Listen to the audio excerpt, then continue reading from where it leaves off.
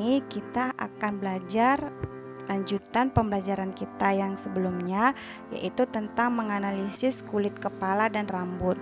Perhatikan videonya baik-baik ya. Nah, pembahasan kali ini yaitu mengenai kelainan kulit kepala dan rambut. Nah, ini adalah penjelasan materi kalian setelah kalian menjawab pertanyaan di Google Classroom.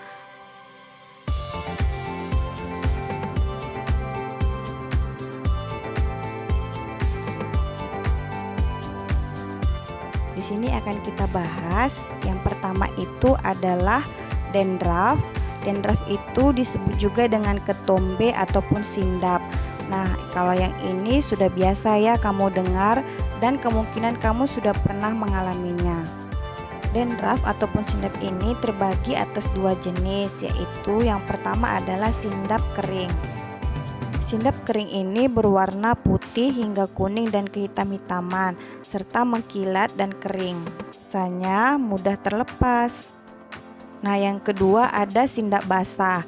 Nah, ini berwarna putih dan menjadi berminyak. Sindap basah ini sangat lengket dan sangat susah untuk dilepaskan. Biasanya ini menghasilkan bau yang tidak sedap di kulit kepala.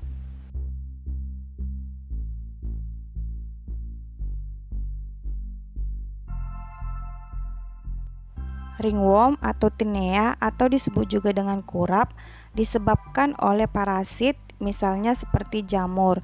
Biasanya penyakit ini ditandai dengan mengelupasnya kulit kepala yang berbentuk bulat-bulatan, pinggirnya kemerah-merahan, sedangkan bagian tengahnya terlihat sisik-sisik berwarna putih kekuning-kuningan dan mengeluarkan bau khusus jika sudah parah. Jika digaruk, sisik-sisik itu akan berterbangan dan jika menempel pada kulit orang lain, orang tersebut akan tertular.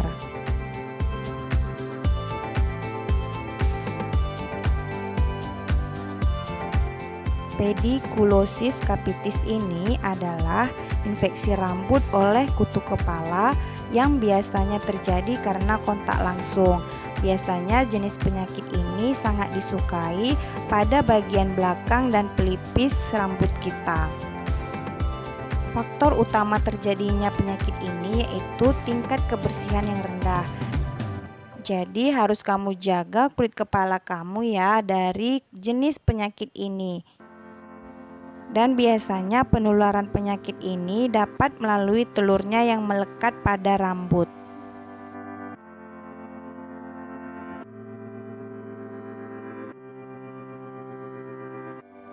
Yang berikut yaitu skabiosis. Skabiosis ini adalah penyakit kulit yang disebabkan oleh sejenis parasit hewan atau yang disebut juga dengan kutu kudis. Biasanya penyakit ini sangat menular. Biasanya kutu ini akan membuat liang di dalam kulit sehingga kamu akan merasakan perasaan gatal dan akan menimbulkan peradangan jika sering digaruk.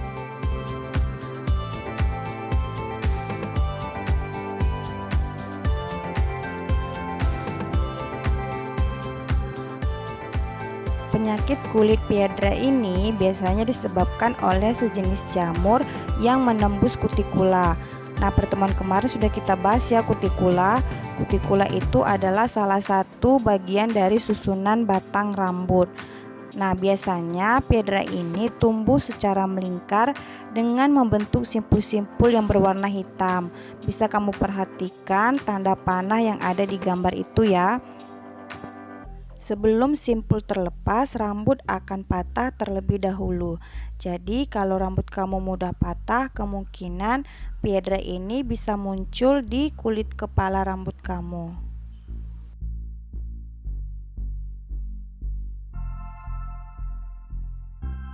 Nah, kalau yang ini alopecia ataupun disebut juga dengan kebotakan.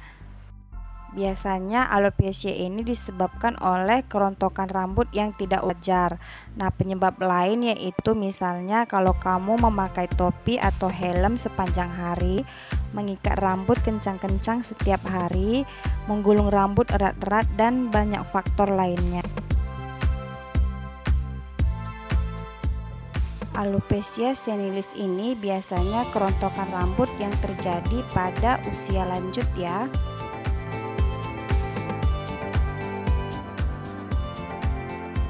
Sedangkan jika kebotakannya terjadi sebelum waktunya atau disebut juga dengan alopecia prematura.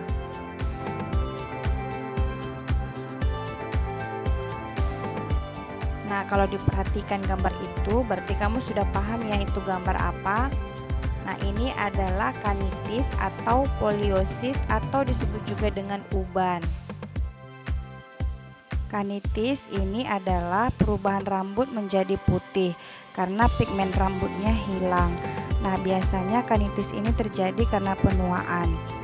Orang yang beruban sebelum waktunya disebabkan oleh suatu penyakit atau hal-hal lain seperti keturunan.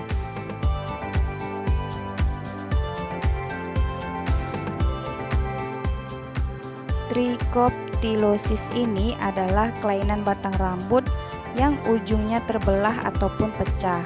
Biasanya kelainan ini terjadi karena suhu yang panas, kurang perawatan, gizi buruk, bahan kimia, pemakaian kosmetik yang tidak tepat, atau rangsangan mekanis karena terlalu sering menggunakan alat listrik untuk perawatan rambut. Nah, kamu perhatikan gambar di kanan atas sangat jelas ujung rambutnya terbelah ya. Yang berikut ada trichorrhexis nodosa atau penyakit mutiara. Nah, ini berbeda ya dengan ujung rambut terbelah. Biasanya penyakit mutiara ini terjadi pada batang rambut yang bersimpul bersusun membentuk ruas-ruas. Biasanya ini warna putih dan terdapat pada batang rambut. Kalau tadi ujung rambut terbelah, biasanya itu terdapat di ujung rambut. Perawatan untuk jenis rambut ini yaitu dengan minyak pelumas rambut atau dengan cara krimbat yang teratur.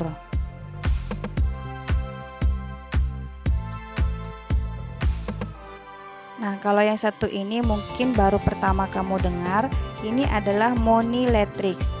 Ini adalah batang rambut yang melebar dan menyempit secara berseling. Nah, bisa kamu perhatikan gambar di sebelahnya atau yang diberi tanda panah. Kamu perhatikan ada yang tebal dan ada yang menipis. Hal ini disebabkan oleh kelainan umbi rambut.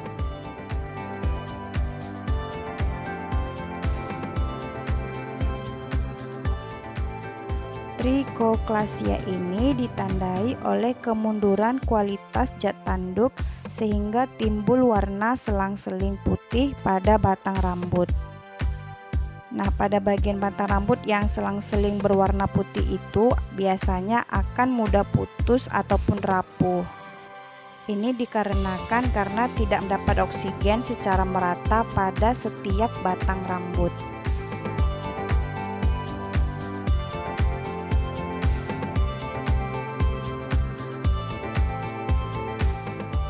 Pili annulati atau ring hair ini merupakan suatu kelainan yang menunjukkan adanya bagian-bagian yang berwarna gelap dan pucat secara berselang pada batang rambut. Nah, ini berbeda ya dengan uban. Kelainan ini biasanya berwarna gelap dan pucat pada batang rambut dan berselang-selang. Sedangkan kalau uban dia warna putih yang merata.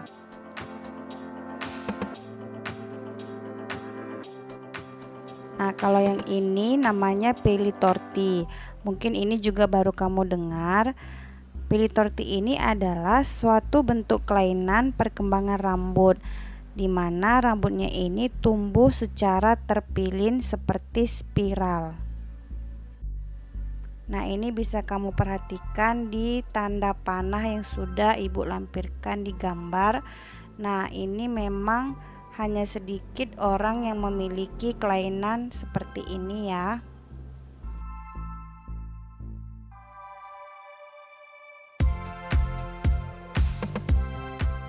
Nah, yang terakhir ini namanya trichotillomaniasis.